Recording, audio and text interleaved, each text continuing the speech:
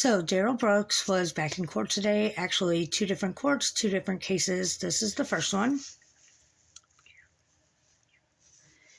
And this was him in court. And this was him in this court. Notice he's in a wheelchair. He was actually quite chipper.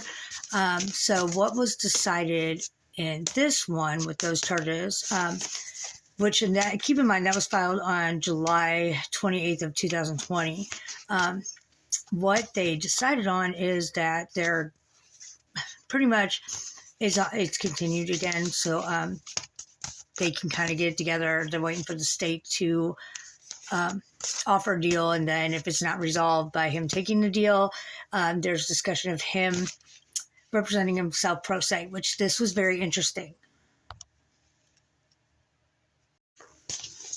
What's interesting is they said, we're going to wait for the state to offer a deal. They'll offer it. They'll give it to the defense attorneys, the public defenders. They'll give it to Brooks. And then if he doesn't accept it, they're talking about him going pro se, representing himself again. But look, motion to withdraw received and filed. Interesting. There's more.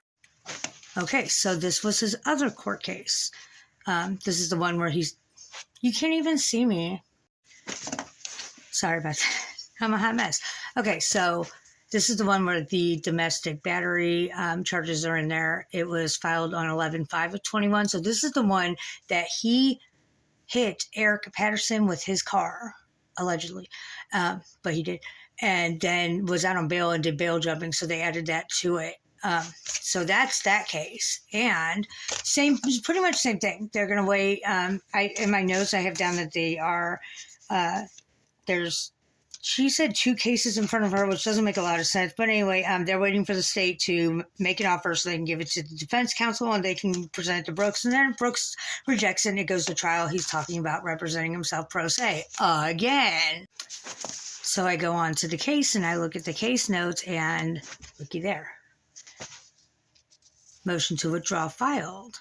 2 motions to withdraw filed. So it's like,